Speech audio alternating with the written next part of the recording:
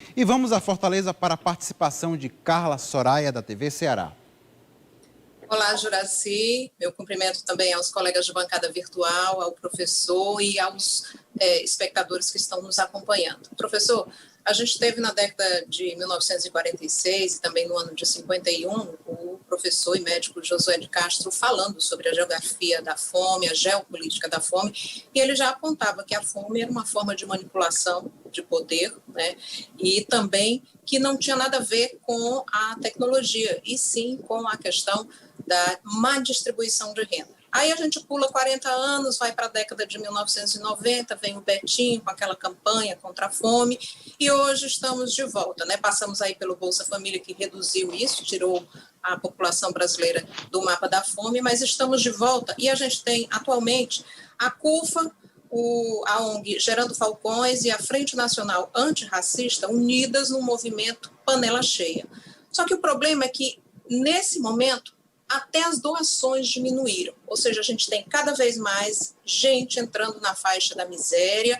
E como é que a gente vai continuar desse jeito? A gente vai ter, então, uma casta mínima com um país de miseráveis, e quem vai consumir esses alimentos? De que forma esses alimentos vão ser consumidos, né? Estamos fadados aí a ter mais desnutridos, pessoas com problemas mentais, inclusive por conta dessa falta de alimentos, e até mesmo a obesidade que é trazida aí pela má alimentação?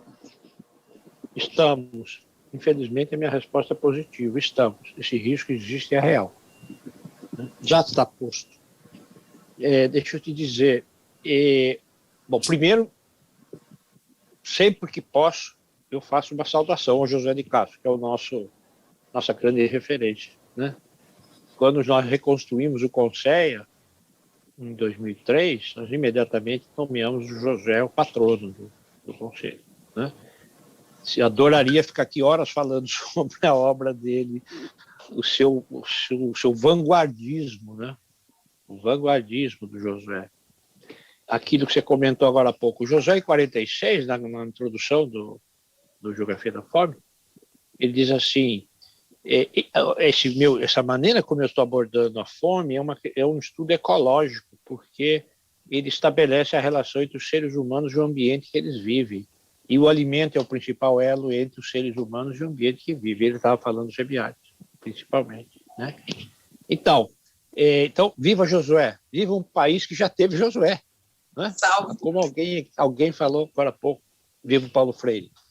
Então, mas você vê, olha o que fala de uma sociedade. Você sabia que o José de Castro foi proibido de voltar para o Brasil para morrer? Ele precisou morrer em Paris, porque a ditadura não deixou. E você sabia que quando ele veio, não deixaram enterrado no Recife? Ele foi enterrado no Rio de Janeiro, que proibiram, e os restos mortais foram trasladados ao Recife muito depois. Esse é o tamanho da opressão que você tem nesse país, né? Contra as inteligências críticas, de alguma maneira, né? Eu acho assim, esses exemplos que você deu, da CUFA, da campanha, tem gente com fome, são exemplos que são muito bons do que eu chamo de solidariedade entre iguais. Esta solidariedade entre iguais, essas redes comunitárias, esses processos de compartilhamento, de doações, têm servido de colchão amortecedor muito importante nesse contexto grave que estamos vivendo. E são muito valorosos os que fazem isso. Mas é preciso ser claro, uma situação como essa exige uma ação de emergência. Essa ação de emergência se chama transferir renda para essas pessoas poderem comprar comida. E não é só comprar comida. Atenção, as famílias mais precárias, elas têm uma estratégia de sobrevivência. A estratégia de sobrevivência delas, pesquisas mostram, começa por resolver o tema do aluguel, resolver a moradia. Depois ela vai tratar de dívidas, pagar ou não. Depois ela vai lidar com o transporte, para ir trabalhar. E por último, ela vai equacionar a alimentação, que pode não chegar até lá, por isso passa fome. Pode não ter o recurso para chegar até a quarta prioridade, digamos assim, né? Então, não tem saída. Num contexto de crise desse, é um auxílio emergencial e tem que ser, no mínimo, de R$600. Foi ano passado que o Congresso aprovou. A nossa pesquisa foi em dezembro, já tínhamos 3 meses de auxílio emergencial cortado pela metade. Se fizéssemos a pesquisa agora, que ficamos 3 meses sem, você provavelmente teria indicadores ainda piores. Então, é uma combinação de uma ação emergencial, já dinheiro em valor significativo na mão dessas pessoas. Olha, com todo respeito, eu tenho dito que dar 150 reais, isso não é política pública, isso é esmola. Política pública é outra coisa. Então, dar o auxílio emergencial no valor significativo. Segundo, retomar algumas ações da política social que são fundamentais como complemento. Terceiro, apoiar essas ações no campo do abastecimento, promovendo esses circuitos em que os pequenos agricultores podem acessar mercados da cidade, tudo respeitando os preceitos do distanciamento social.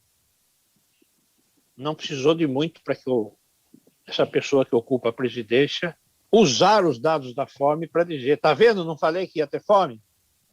Para justificar o quê? A inação perante a crise sanitária, né?